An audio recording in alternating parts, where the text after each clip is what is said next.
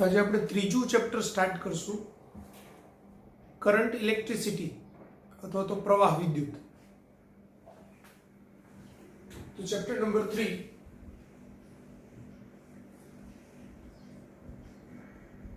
પ્રવાહ વિદ્યુત અથવા તો કરંટ ઇલેક્ટ્રિસિટી.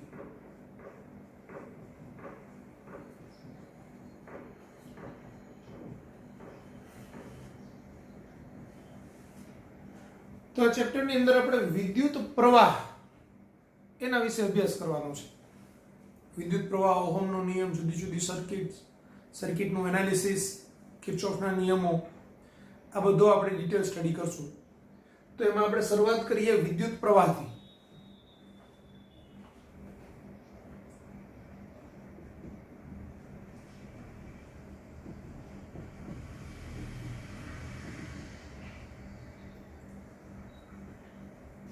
તો થોડો કન્સેપ્ટ સમજાવી દો પહેલા.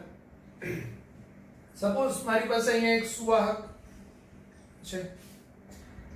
હવે સુવાહકના કોઈ આડછેદમાંથી, કોઈ એક કાલ્પનિક આડછેદ આપણે વિચારીએ તો આ કાલ્પનિક આડછેદમાંથી ડેલ્ટા ટી સમયગાળા દરમિયાન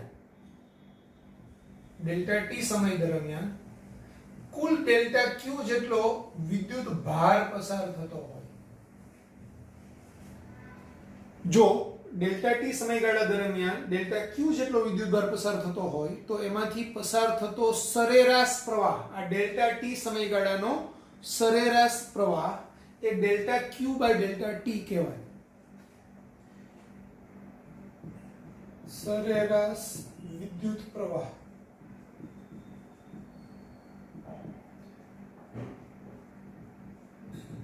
delta Q by delta T. ઘણી વખત આપણે એમ કહીએ કે ભાઈ અહીંયા ટી સમયમાં ક્યુ જેટલો વિદ્યુતભાર પાસ થતો હોય તો ડેલ્ટા ટી ને આપણે ટી કહેતા હોઈએ અને આમાંથી પસાર થતા વિદ્યુતભારને આપણે ડેલ્ટા ક્યુ ને ક્યુ કહેતા હોય. આપણે ઘણી વખત એમ કહીએ કે 5 સેકન્ડમાં આમાંથી 3 કુલમ વિદ્યુતભાર પાસ થાય છે તો ડેલ્ટા ક્યુ એને 3 કુલમને ઘણી વખત ક્યુ પણ કહેવાય ને 5 સેકન્ડ એટલે ટી પણ કહેતા હોઈએ. તો આને ઘણી વખત આમ પણ લખાય છે સાદી લેંગ્વેજમાં કે I બરાબર Q બાય T. આ સરેરાશ વિદ્યુત પ્રવાહ છે, ડેલ્ટા ટી સમયગાળાનો સરેરાશ વિદ્યુત પ્રવાહ. પણ વિદ્યુત ભાર છે અહીંથી જે ક્રોસ કરી એક સરખા દરથી ક્રોસ કર્યા રાખતો હોય તો દરેક ક્ષણે વિદ્યુત પ્રવાહનું મૂલ્ય સરેરાશ વિદ્યુત પ્રવાહ જેટલું જ આપણને મળ્યા રાખતું હોય. પણ વિદ્યુત ભાર છે ક્યારેક વધારે પાસ થાય, ક્યારેક ઓછો પાસ થાય, એમ સતત બદલાયા રાખતો હોય તો આપણે એને ટી ક્ષણે વિદ્યુત પ્રવાહ કેટલો એટલે કે એનું તત્કાલીન વિદ્યુત પ્રવાહ કેવું પડે તો ટી સમયે વિદ્યુત પ્રવાહ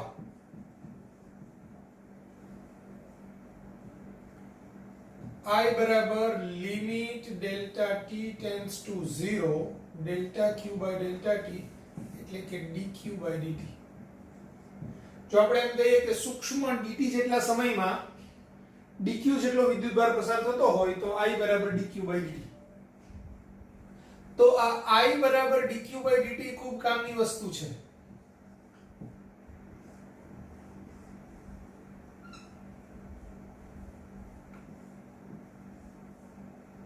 હવે આનો ઉપયોગ ક્યાં થાય તો તમને q નું સૂત્ર આપ્યું હોય કે q બરાબર 3t² + 5t + 6 બરાબર. તો ચોથી સેકન્ડે વિદ્યુત પ્રવાહ કેટલો તો I બરાબર dq બાય dt કરી અને એમાં t ની કિંમત 4 સેકન્ડ મૂકી દો તો તમને ચોથી સેકન્ડનો વિદ્યુત પ્રવાહ મળે. એટલે t ક્ષણે વિદ્યુત પ્રવાહ એ I બરાબર dq બાય dt થી મળે. સરેરાશ વિદ્યુત પ્રવાહ એ I બરાબર q બાય t અથવા તો સરેરાશ પ્રવાહ એટલે delta q by delta t પરથી મળે. બીજું, આ જે I બરાબર dq બાય dt છે એના પરથી dq બરાબર I dt થાય એટલે q બરાબર સંકલન dq એટલે કે સંકલન I dt થાય. તો આ પણ એક કામનું સૂત્ર છે. q બરાબર સંકલન dq અથવા તો સંકલન I dt. જો વિદ્યુત પ્રવાહનું સૂત્ર તમને t ના સૂત્રના સ્વરૂપમાં આપ્યું હોય 3t² + 5t + 6 એવું કંઈ બી તો એનું સંકલન કરો. તમને એમ કીધું હોય કે બીજી સેકન્ડ થી છઠ્ઠી સેકન્ડ દરમિયાન પસાર થતો વિદ્યુત ભારનો જથ્થો કેટલો, તો એનું ઇન્ટિગ્રેશન 2 to 6 લેવલ. 6 સેકન્ડમાં પસાર થતો વિદ્યુત ભારનો જથ્થો કેટલો, તો 0 થી 6 લેવલ. છઠ્ઠી સેકન્ડમાં પસાર થતો વિદ્યુત ભારનો જથ્થો કેટલો, તો ઇન્ટિગ્રેશન 5 to 6 સેકન્ડ લેવલ. એટલે આ રીતે આ I બરાબર સંકલન dq અથવા તો સંકલન I dt આ પણ કામનું છે. બીજું આપણને આનો એકમ વિદ્યુત પ્રવાહનો એકમ શું, તો આમ બધાને ખ્યાલ જ છે એટલે લખીએ કે ના લખીએ ચાલે એવું છે, પણ છતાં બી લખી કાઢું. એનો એકમ છે એમ્પિયર. એને કેપિટલ A વડે દર્શાવાય છે. 1 એમ્પિયર એટલે 1 કુલમ્બ પ્રતિ સેકન્ડ થાય. જો કોઈ વાહક તારના અડછેદમાંથી 1 સેકન્ડમાં 1 કુલમ્બ વિદ્યુતભાર પસાર થતો હોય તો એમાંથી પસાર થઈ રહેલો વિદ્યુત પ્રવાહ 1 એમ્પિયર છે તેમ કહેવાય. જો કોઈ વાહક તારના અડછેદમાંથી 1 સેકન્ડમાં 1 કુલમ્બ વિદ્યુતભાર પસાર થતો હોય તો એ તારમાંથી પસાર થઈ રહેલો વિદ્યુત પ્રવાહ 1 એમ્પિયર છે તેમ કહેવાય. હવે હું એમ કહું 0.4 કુલમ્બ પાસ થતો હોય તો 1 સેકન્ડમાં, તો 0.4 એમ્પિયર વિદ્યુત પ્રવાહ કહેવાય. 0.003 કુલમ્બ પાસ થતો હોય તો 0.003 એમ્પિયર પ્રવાહ કહેવાય. હું એમ કહું કે અડછેદમાંથી 5 સેકન્ડમાં 10 કુલમ્બ વિદ્યુતભાર પસાર થાય છે તો વિદ્યુત પ્રવાહ, તો સીધું આ સૂત્રમાં કિંમત મૂકવાનું 10/5 એટલે 2 એમ્પિયર. તો આ રીતે આપણને પ્રવાહ મળ્યો. હવે આ 1 કુલમ્બ એટલે આપણને ખબર છે કેટલા ઇલેક્ટ્રોન, 1 કુલમ્બ એટલે કેટલા ઇલેક્ટ્રોન, તો આપણે પહેલા ચેપ્ટરમાં ભણેલા q બરાબર ne, તો n બરાબર q/e. q ની કિંમત કેટલી, 1 કુલમ્બ. e ની કિંમત કેટલી, 1.6 × 10⁻⁻19. આ -19 ઉપર જાય તો પ્લસ થાય એટલે 10⁻19 છેદમાં 1.6. અને આપણે 10 ગુણાકારમાં 10⁻18 કરીએ અને અહીંયા 1.6 કરીએ તો 10/1 1.6 એટલે 6.25 થાય. 10⁻18 ઇલેક્ટ્રોન્સ થાય. તો આટલા ઇલેક્ટ્રોન્સ 1 સેકન્ડમાં કોઈ આડછેદમાંથી ક્રોસ થાય ત્યારે 1 એમ્પિયર રચાય. એટલે આપણે ઘણી વખત આ કુલમ્બ પર સેકન્ડ ને ખાલી સમજવા પૂરતું એમ એકમ ના કહેવાય, પણ એ 6.25 × 10⁻18 ઇલેક્ટ્રોન્સ પ્રતિ સેકન્ડ આમ કહેવાય. 1 એમ્પિયરનો પ્રવાહ એટલે 6.25 ગુણાકારમાં 10⁻18 ઇલેક્ટ્રોન્સ પ્રતિ સેકન્ડ કોઈ આડછેદમાંથી ક્રોસ થઈ રહ્યા હોય તો 1 એમ્પિયર પ્રવાહ છે તેમ કહેવાય. વિદ્યુત પ્રવાહ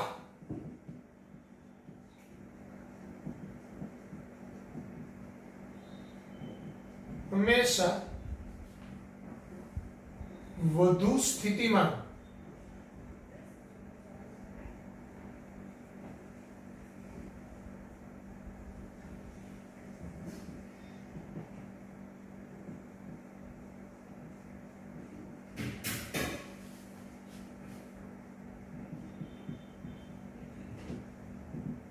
વિદ્યુત પ્રવાહ હંમેશા વધુ સ્થિતિમાનથી ઓછા સ્થિતિમાન તરફ વહે છે, એટલે કે ધન થી ઋણ તરફ વહે છે. સપોઝ હું એમ કહું કે ભાઈ અહીંયા હું બેટરી કનેક્ટ કરું છું તો ધન છેડાનું સ્થિતિમાન ધન હોય, ઋણ છેડાનું સ્થિતિમાન ઋણ હોય. સપોઝ આ 10 વોલ્ટની બેટરી છે તો આનું સ્થિતિમાન જો 0 લઈએ તો આનું 10 વોલ્ટ કહેવાય, આનું 10 વોલ્ટ લઈએ તો આનું 20 વોલ્ટ કહેવાય. તો 20 વોલ્ટ વધુ સ્થિતિમાનથી ઓછા સ્થિતિમાન તરફ વહન પામે. આપણે જેને વોલ્ટેજ કહીએ છીએ પોટેન્શિયલ ડિફરન્સ છે. ડિફરન્સ જે આવે, પોટેન્શિયલ ડિફરન્સ, સ્થિતિમાનનો તફાવત આવે. તફાવત ક્યારે હોય, જ્યારે એક વસ્તુ મોટી હોય ને એક નાની હોય ત્યાં તફાવત આવે, નહીંતર તો એ પોટેન્શિયલ ડિફરન્સ 0 થાય. જ્યાં વિદ્યુત સ્થિતિમાનનો તફાવત આવે ત્યાં વિદ્યુત પ્રવાહ રચાય. એટલે આપણે અહીંયા વિદ્યુત સ્થિતિમાનનો તફાવત બેટરી કનેક્ટ કરીએ તો વધુ સ્થિતિમાનથી ઓછા સ્થિતિમાન તરફ પ્રવાહ આવે. પણ બેટરી કનેક્ટ જ ન કરીએ તો તાર એમનો જે એલ્યુમિનિયમનો તાર છે ટેબલ પર પડેલો હોય તેમાંથી આપમેળે વિદ્યુત પ્રવાહ પસાર થતો હોય તો નહીં થતો હોય. વિદ્યુત પ્રવાહ પસાર શેના કારણે થાય? તો વિદ્યુત પ્રવાહ છે એકચ્યુઅલી જ્યારે આપણે કોઈ પોટેન્શિયલ ડિફરન્સ રચાય ને તો પોટેન્શિયલ ડિફરન્સની અંદર વધુ પોટેન્શિયલ એટલે ધન અને ઓછું પોટેન્શિયલ એટલે ઋણ. તો ધન અને ઋણની વચ્ચે એક વિદ્યુત ક્ષેત્ર રચાય. બરાબર. આ જે વિદ્યુત ક્ષેત્ર રચાય એ વિદ્યુત ક્ષેત્રને કારણે અંદરના ઇલેક્ટ્રોન અસ્તવ્યસ્ત ગતિ કરે અને એના ઉપર બળ લાગે. તો ઇલેક્ટ્રોન પર લાગતું બળ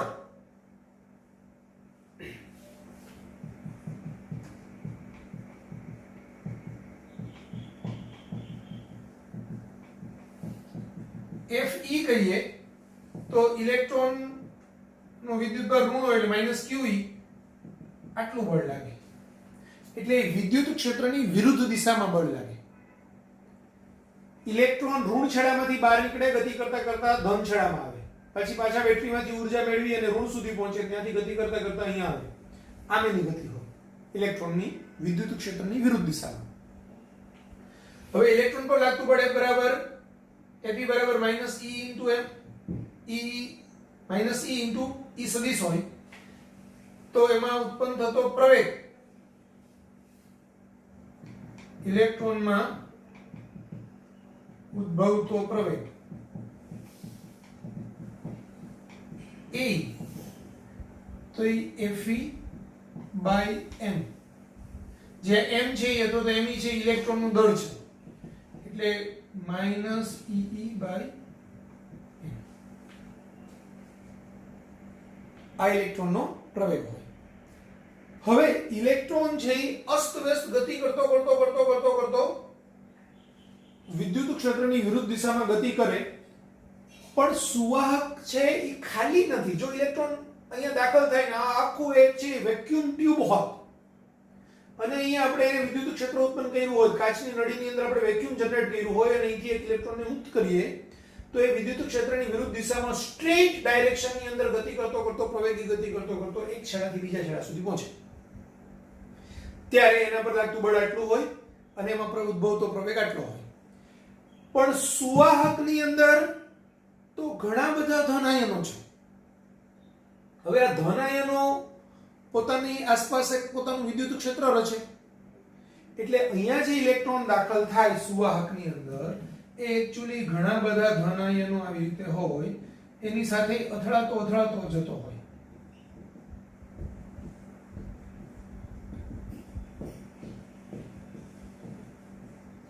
હવે કોઈ એક ઇલેક્ટ્રોન સાથે અથડાય ત્યારે એનો વેગ 0 થઈ જાય.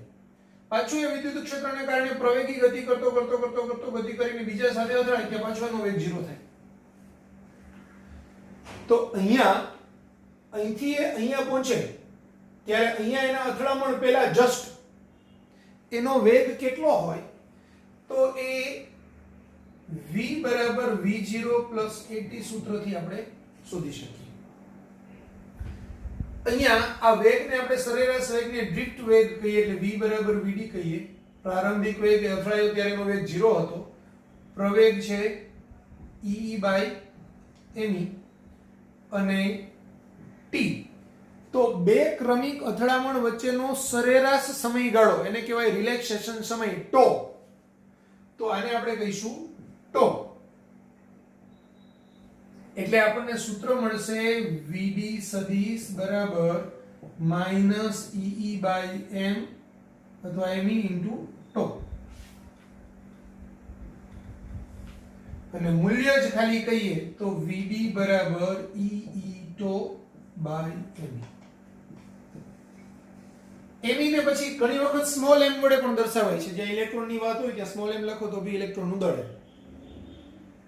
તો આ થયો ડ્રિફ્ટ વેગ. હવે આટલા ડ્રિફ્ટ વેગથી ઇલેક્ટ્રોન ગતિ કરતો એક છેડાથી બીજા છેડા તરફ આવતો હોય અને ડ્રિફ્ટ વેગના કારણે વિદ્યુત પ્રવાહ રચાય છે એમ કહેવાય. પણ ડ્રિફ્ટ વેગ કોના કારણે રચાય છે? વિદ્યુત ક્ષેત્રના કારણે. વિદ્યુત ક્ષેત્ર કોના કારણે રચાય છે? પોટેન્શિયલ ડિફરન્સના કારણે. જો પોટેન્શિયલ ડિફરન્સ ન હોય તો વિદ્યુત ક્ષેત્ર રચાય જ નહીં. વિદ્યુત ક્ષેત્ર ન રચાય તો પછી વિદ્યુત પ્રવાહ એટલે કે ઇલેક્ટ્રોનમાં ડ્રિફ્ટ વેગ ઉત્પન્ન જ ન થાય અને વિદ્યુત પ્રવાહ રચાય જ નહીં. એટલે વિદ્યુત પ્રવાહ સુવાહકમાં રચાવવા માટે એમાં વિદ્યુત ક્ષેત્ર રચાવવું જરૂરી છે અને એના માટે પોટેન્શિયલ ડિફરન્સ જરૂરી છે. ઇલેક્ટ્રોનની ગતિ ઋણ છેડાથી ધન છેડા તરફ થાય. ઇલેક્ટ્રોનની ગતિની દિશાને વિદ્યુત પ્રવાહની દિશા ગણવામાં આવતી નથી. વિદ્યુત પ્રવાહની દિશા એ ધન વિદ્યુત ભારની ગતિની દિશાને ગણવામાં આવે છે અથવા તો ઇલેક્ટ્રોનની ગતિની વિરુદ્ધ દિશાને વિદ્યુત પ્રવાહની દિશા ગણવામાં આવે છે. એટલે આપણે એમ ગણી શકાય કે ધન વિદ્યુત ભાર ગતિ કરીને આમથી આમ આવે છે, જ્યારે ઇલેક્ટ્રોન ગતિ કરીને આમથી આમ જાય છે. એટલે ઇલેક્ટ્રોનની ગતિની દિશા અને વિદ્યુત પ્રવાહની દિશા પરસ્પર વિરુદ્ધ હોય છે. તો વિદ્યુત પ્રવાહ હંમેશા વધુ સ્થિતિમાનથી ઓછા સ્થિતિમાન તરફ વહન પામે. જો સુવાહકના બધા જ બિંદુએ સ્થિતિમાન સરખું હોય અથવા તો કોઈ બી એવી પોઝિશન આવે કે જ્યાં બધા જ બિંદુએ સ્થિતિમાન સરખું હોય તો સમાન સ્થિતિમાનમાં વિદ્યુત પ્રવાહ વહેતો નથી. એ બે બિંદુ વચ્ચે વિદ્યુત પ્રવાહનું નિર્માણ ન થાય. ડ્રિફ્ટ વેગનું સૂત્ર Vd બરાબર E/m * τ અથવા E τ/m. તો આટલું લખી કાઢો.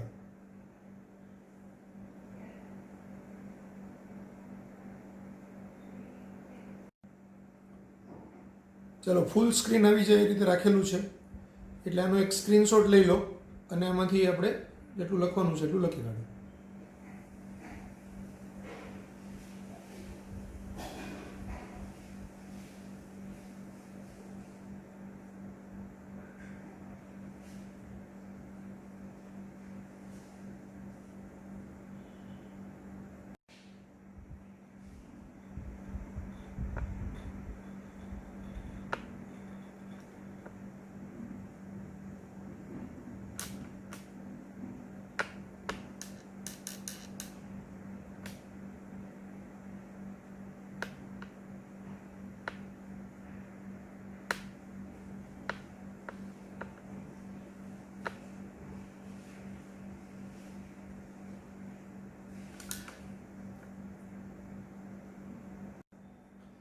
ચાલો હવે એક અગત્યનો કન્સેપ્ટ સમજવાનો છે, વિદ્યુત પ્રવાહ ઘનતા.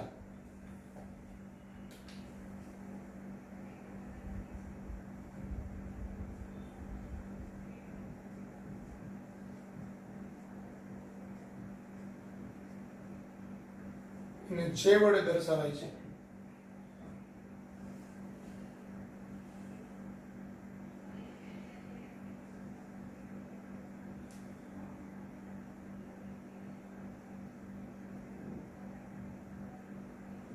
અહીંથી વિદ્યુત પ્રવાહ I પસાર થઈ રહ્યો છે. અહીંયા એક આડછેદ છે, આ આડછેદનું ક્ષેત્રફળ A છે અને એનું પૃષ્ઠ સદિશ A સદિશ છે.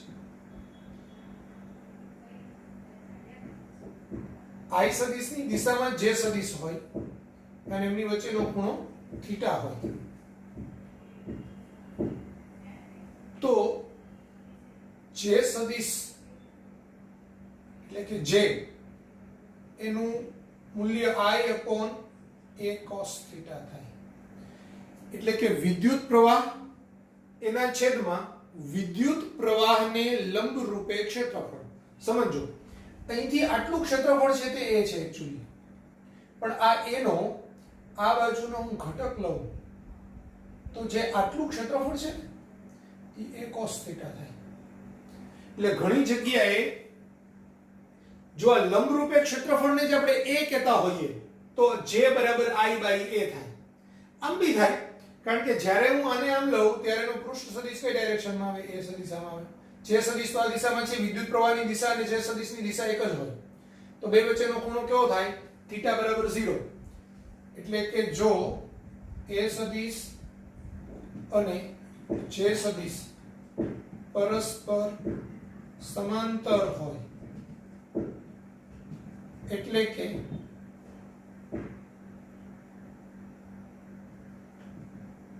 આડછેદ A એ પ્રવાહને લંબ રૂપે હોય તો J બરાબર I/a cos 0 થાય.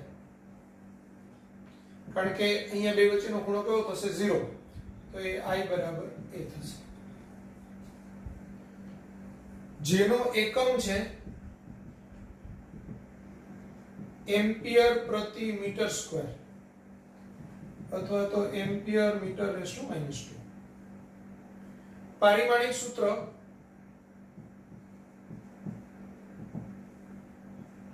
m1 L-2 T0 A1.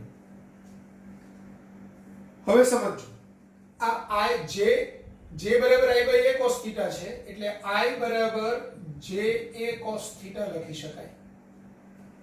પણ J A cos θ જ્યારે લખું તો જો J ને સદિશ રાશિ લઉં એને પણ સદિશ રાશિ લઉં તો આ θ જે J સદિશ અને A સદિશ વચ્ચેનો ખૂણો છે એટલે આ બેયને હું ડોટ પ્રોડક્ટના સ્વરૂપમાં આમ લખી શકું J સદિશ ડોટ A સદિશ.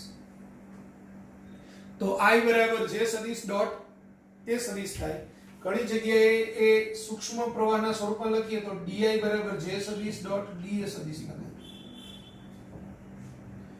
અને I ના સ્વરૂપમાં આ પ્રવાહ છે જુદા જુદા બિંદુઓએ વિદ્યુત પ્રવાહ ઘનતા જુદી જુદી હોય તો એનો કુલ પ્રવાહ સંકલનના સ્વરૂપમાં I બરાબર સંકલન DA DI એટલે કે સંકલન J સદિશ ડોટ DA સદિશ આવી રીતે પણ લખાય છે.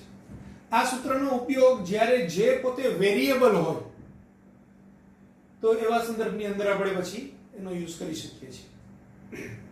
એ આપણે દાખલો આવશે ત્યારે જોઈશું.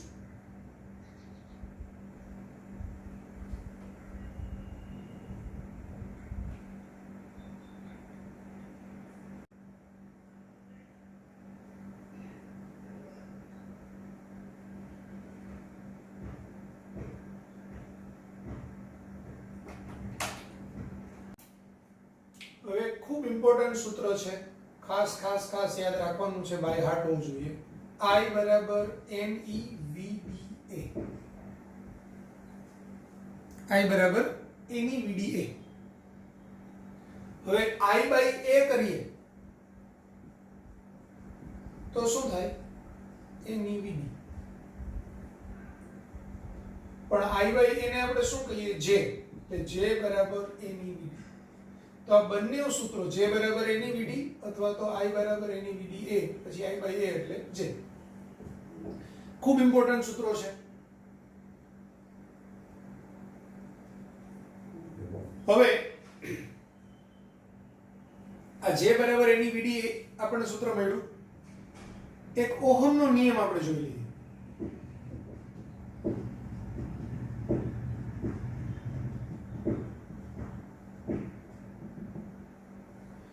તો જો આપણે એમ કહીએ કે કોઈ એક અવરોધક તાર એના બે છેડા વચ્ચે V વોલ્ટનો પોટેન્શિયલ ડિફરન્સ આપેલો હોય અને ત્યારે એમાંથી વહેતો પ્રવાહ I હોય તો V ચલે છે I હોય એટલે કે વિદ્યુત પ્રવાહ છે એ પોટેન્શિયલ ડિફરન્સના સમપ્રમાણમાં અથવા તો પોટેન્શિયલ ડિફરન્સ છે એ પ્રવાહના સમપ્રમાણમાં. આમ તો actually I is proportional to V હોય તો I is proportional to V એટલે V is proportional to I આમ આપણે કહી શકાય. તો V બરાબર આ પ્રોપોર્શનાલિટી કોન્સ્ટન્ટ ને આપણે કાઢી નાખીએ, આપણે કોન્સ્ટન્ટ મૂકીએ, સાઈન ને કાઢી નાખીએ તો V is equal to R into I એટલે કે IR. તો V is equal to IR એ આપણો ઓહમનો નિયમ છે. ઓલરેડી તમે 9મા ધોરણમાં બી ભણી ગયેલા છો. જ્યાં R ને વાહકનો અવરોધ કહે છે.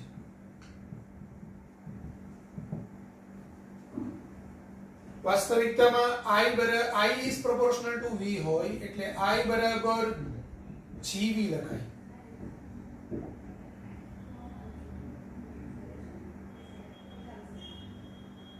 જ્યાં G ને વાહકનું વાહકત્વ કહે છે. G બરાબર 1/R થાય.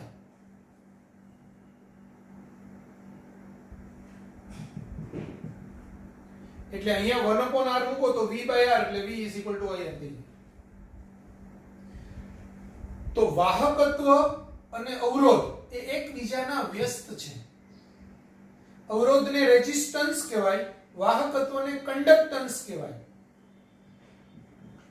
R એટલે રેઝિસ્ટન્સ અને G એટલે કન્ડક્ટન્સ.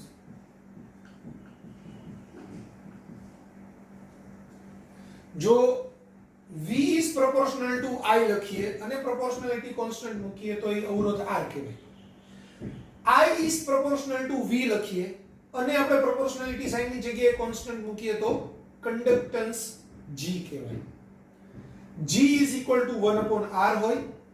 R ને રેઝિસ્ટન્સ, G ને કન્ડક્ટન્સ, ગુજરાતીમાં R ને અવરોધ, G ને વાહકત્વ કહેવાય. બરાબર. રેઝિસ્ટન્સ નો એકમ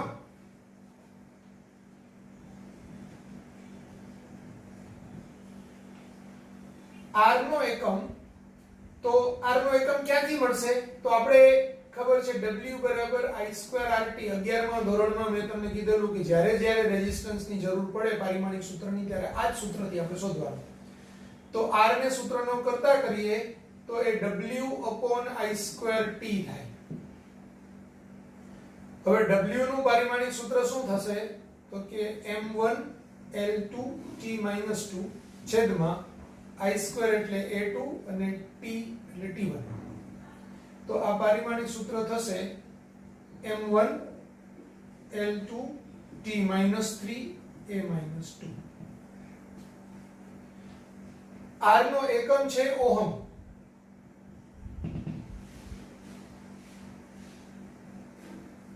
બરાબર. અને એનું પારિમાણિક સૂત્ર છે M1L2T-3A-2. તો G નો એકમ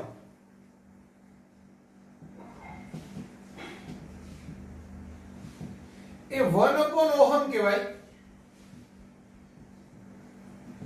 એને મહો કહેવાય. અને સંકેતમાં આપણે જો આમ લખીએ 1 upon ઓહમ તો એનો સંકેત મહોનો આમ ઊંધો છે. મહોને ઘણી વખત સાયમન પણ કહેવાય. અમુક જગ્યાએ સાયમન લખેલું હોય તો સાયમન પણ કહેવાય છે. જો ઓહમનો નિયમ છે એના પરથી રેઝિસ્ટન્સનો એકમ આપણે ઓહમ પાડેલો છે.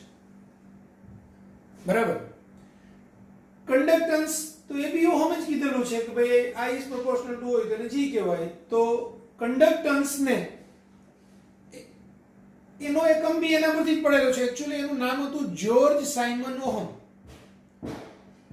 તો ઓહમ એ રેઝિસ્ટન્સનો એકમ છે અને સાયમન એ કન્ડક્ટન્સનો એકમ છે. પણ સાયમનની જગ્યાએ આપણે ઓહમ ઊંધું એટલે મહો એમ લખીએ છીએ.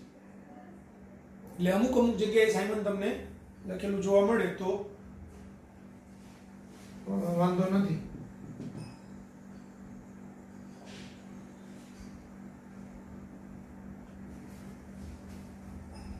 એકમ તો એનો સંકેત તો મહોનો આ જ વપરાય છે. એમાં પછી સાયમનનો S નથી વપરાતો.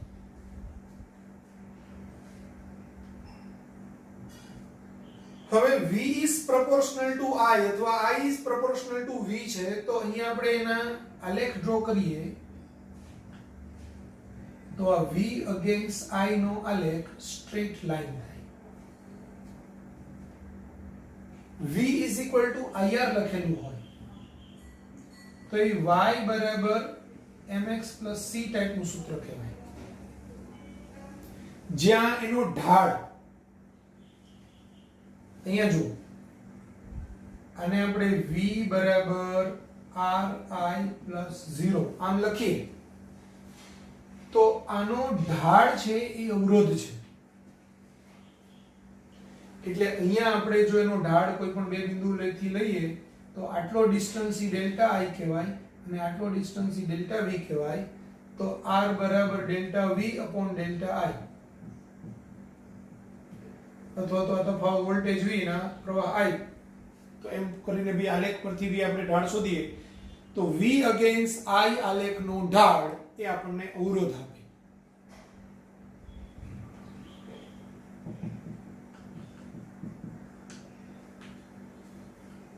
અને I against V નો આલેખ હોય તો એનો ઢાળ 1 upon R અથવા તો કન્ડક્ટન્સ G આપે.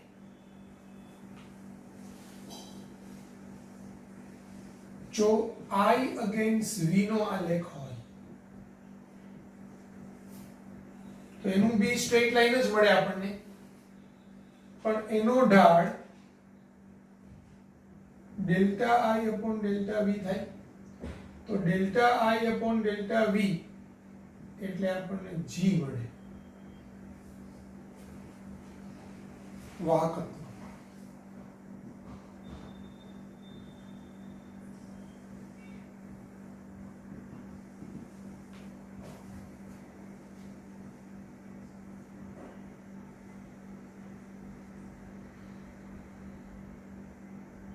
ક્લિયર થઈ ગયું આટલું બધાને? તો આટલું લખી નાખો.